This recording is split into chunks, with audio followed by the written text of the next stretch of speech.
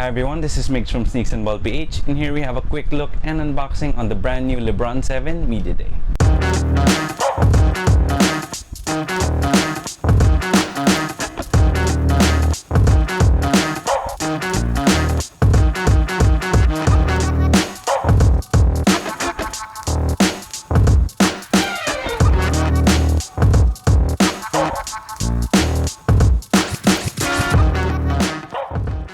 The Nike LeBron 7 is actually one of the more popular LeBron James signature shoes, and in my own personal opinion, it is right up there with the LeBron 1 or the Nike Zoom generation, as well as the LeBron 8, the LeBron 11, and the LeBron 12. The LeBron 7 is actually the third sneaker that Nike has retroed for LeBron, following the LeBron 1 a couple of years ago and the LeBron 3 just last year. Nike has been killing it with the LeBron 7 colorways as of late.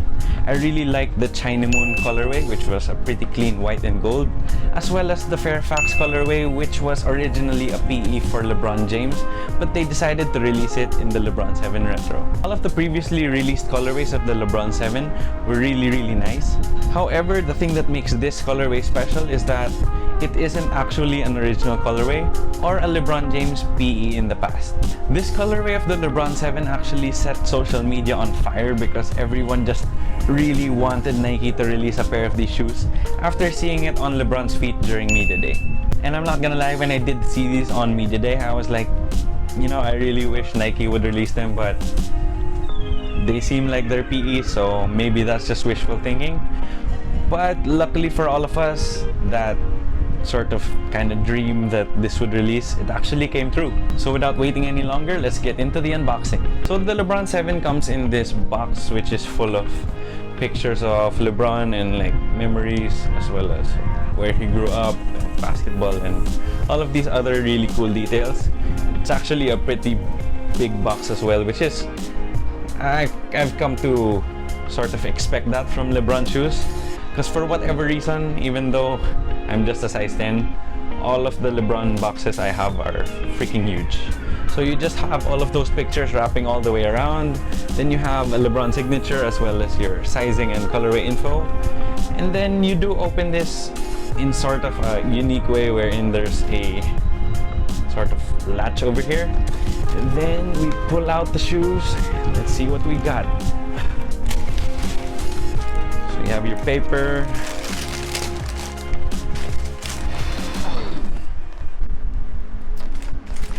They look even better in person. So this, my friends, is the LeBron 7 Media Day. So this is the left shoe, which is predominantly yellow with purple accent, and drum roll please. Here is the right pair, which is predominantly purple with yellow accent. This is just so fresh. I am loving this.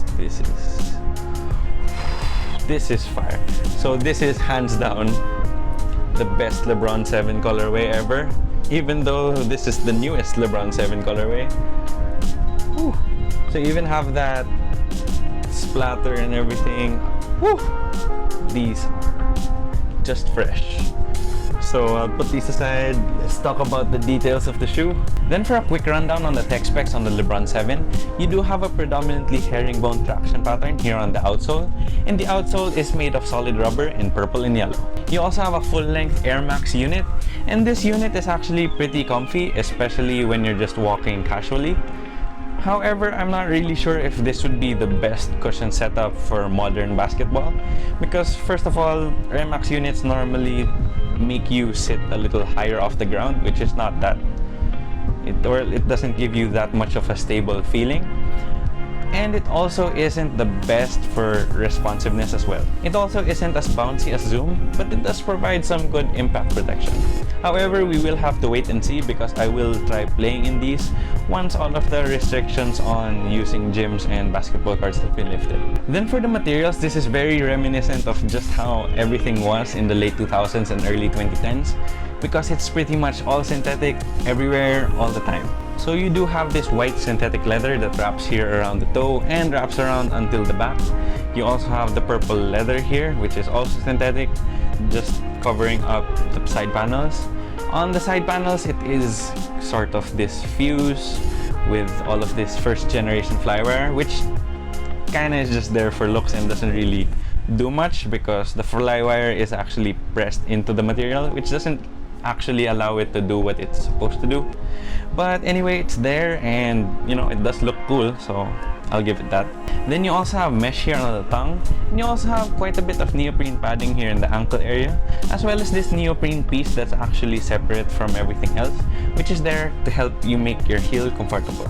Then for the fit and sizing of these shoes, I did go through the size, so I went with my standard size 10, and it fit me pretty well. However, I did feel a little bit of heel slippage just by walking around, but maybe it's just because the materials haven't broken in, because like I said, it's all synthetic all the time, everywhere.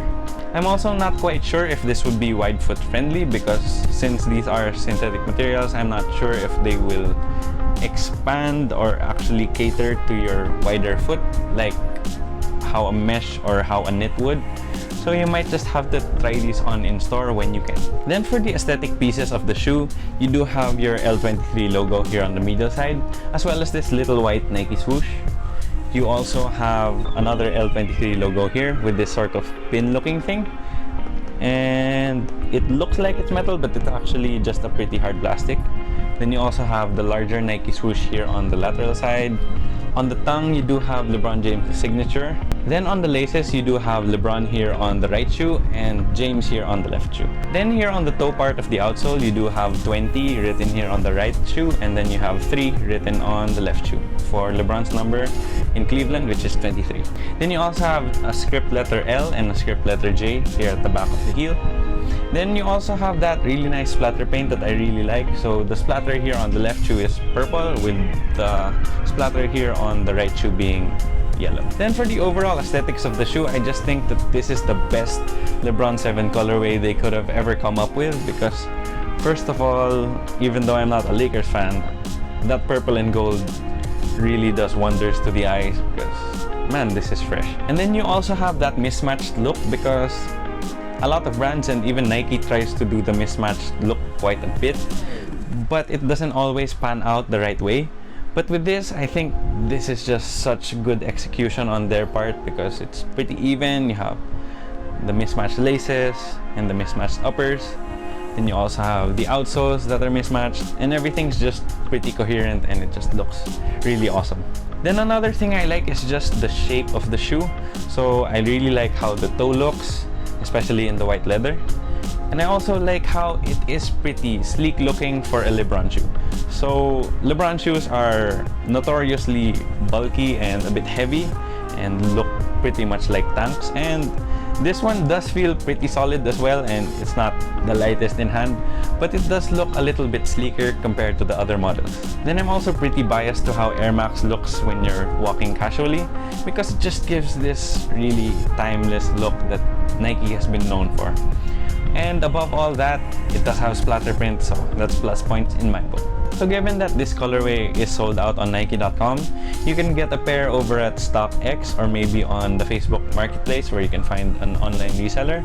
Or you could go to the other stores that sell pretty hype sneakers, such as Cop Garden or like Soul Republic or other stores that are like that.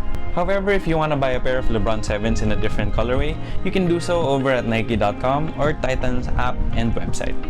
These do retail for $200 or 9,895 pesos, so it is quite expensive, but it is pretty much in line with how most retros like Jordan retros and LeBron retros have been going in the past few years. So there you have it. That was my quick look and unboxing on the Nike LeBron 7. If you liked the video, please make sure to leave a thumbs up down below. And if you have any comments, suggestions, or any requests for any future videos, please make sure to leave them in the comment section down below. And then if you haven't already yet, please make sure to subscribe. I will be doing a performance review on these LeBron 7s. So if you don't want to miss out on that, please make sure to subscribe and hit that bell icon for notifications. It would help us out a lot here at Sneaks and Ball PH.